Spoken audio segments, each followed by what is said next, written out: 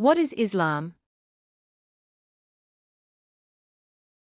First of all, Islam, an Abrahamic monotheistic religion, means submission to the will of God. A follower of Islam is called Muslim. To be a Muslim, therefore, is to live in submission to the will of God. Regarded as one of the three central Abrahamic faiths along with Judaism and Christianity, Islam teaches that God is merciful and compassionate, and that promises the faithful worldly peace and equality and entrance to a sublime eternity. Islam is the second largest religion in the world after Christianity, with about 1.8 billion Muslims worldwide. According to scholars, Islam's roots go back to the 7th century, making it the youngest of the major world religions. Islam started in Mecca, in modern-day Saudi Arabia, during the time of the Prophet Muhammad's life. Today, the faith is spreading rapidly throughout the world. The Quran is the sacred book of Islam, and is believed to be a collection of the direct recitations of Allah, or God, as received by the Prophet Muhammad. But it must be noted that the Muslims do not regard Muhammad as divine with God, but as the last in a line of prophets. In fact, the most fundamental Muslim belief is that there is no other God besides God, and no division within the divine Godhead. The Quran bears some overlap to the Hebrew and Christian scriptures, yet differs on certain facts. One in particular is the blessing and role given to Ishmael rather than Isaac in Islamic tradition. And while Muslims view the Old Testament prophets and Jesus as true prophets, they believe that the revelation Muhammad received perfects the Abrahamic prophetic tradition.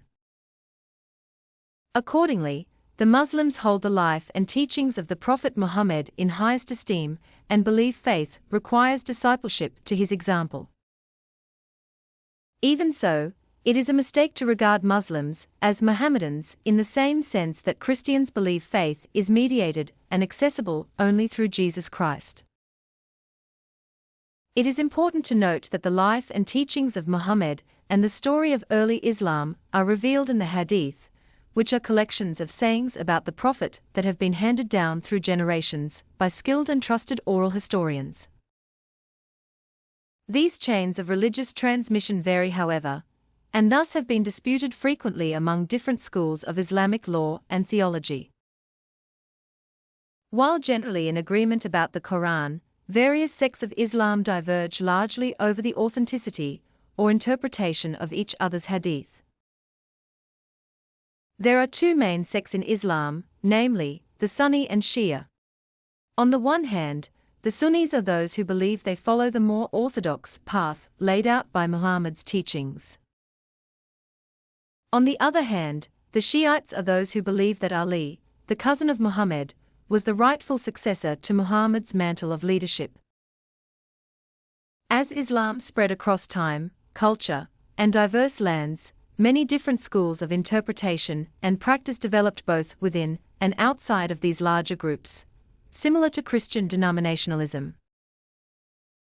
One major expression of Muslim faith that intersects many schools of belief and practice is Sufism, or Islamic mysticism. Like Christian or Jewish mystics, Sufis place greater emphasis on the inward experience of God and on individual acts of spiritual discipline. On Islamic practices. Besides adhering to sacred writings, teachings, and particular schools of thought, the devotion or practice of Muslim faith is essential. There are 5 pillars of Islam that all Muslims are obliged to practice if they are able. The first and greatest obligation is to witness to the absolute divine unity, which is done through the public expression of a credo called the Shahada. The Shahada is comprised of 2 statements, namely, there is no God but God, and Muhammad is God's prophet. The second pillar is Salat, or the structured ritual of prayer and worship performed 5 times a day. Prayer is performed facing Mecca, can be done either alone or in a group, of which Friday prayers are commonly done as a group in a mosque and include a sermon, and requires ritual purification and prostration. Often Muslims are called to prayer by the declaration, from a towering minaret, that God is greater. The third pillar is zakat, or almsgiving. Whether through charitable giving or structured as a religious tax, zakat is an act of purification. The fourth pillar is sawm, or fasting.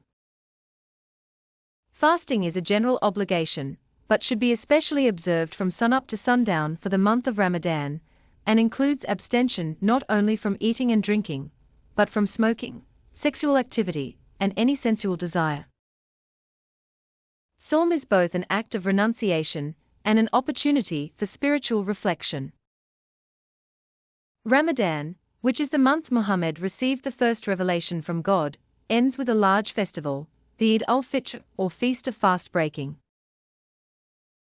The fifth and final pillar of Islam is the Hajj, or pilgrimage to the holy city of Mecca. Those who are able are encouraged at least once in their lifetime to make the Hajj during a sacred month of festivals, fasting, prayer, and commemoration.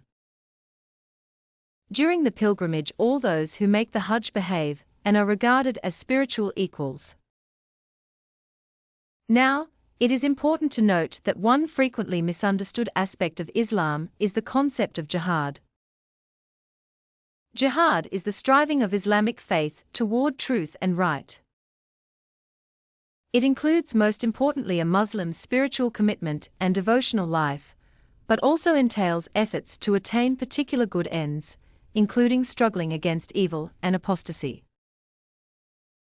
While jihad is sometimes proclaimed by Muslim leaders to enjoin Muslims against political foes, much like an American leader might declare cause a crusade or characterize an empire as evil, jihad does not essentially mean holy war. The Muslim world.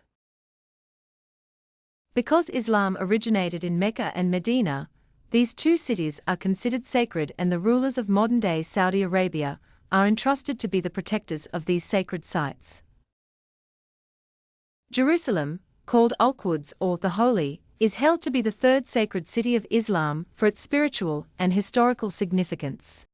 It is the city from which Muhammad is believed to have ascended to heaven in a dream, the Mi'raj, and the site where Abraham prepared to sacrifice his son. Although Islam began in Arabia, there are Muslim communities throughout the world, from Mexico to the Philippines, with historically large populations in Africa, southeastern Europe, and Central and Southern Asia. More Muslims actually live east of Saudi Arabia than in the Middle East, the largest predominantly Muslim country being Indonesia. Consequently, not all Muslims are Arabe, but very many are Persian, African, European, and Asian. It is also important to note that not all Arabs are Muslims. In fact, Arab Christian communities have remained a vital presence in the Middle East since Christianity's origins. In North America, many Muslims are from recent or second-generation immigrant groups, but at least half of U.S. Muslims are African American Muslims, who have either converted or reverted over the generations to the Orthodox Muslim identity of their African forebears. Indeed, Islam is now the largest and fastest-growing religious group after Christianity in the United States. As a matter of fact, there are an estimated 7 million Muslims in the U.S. today.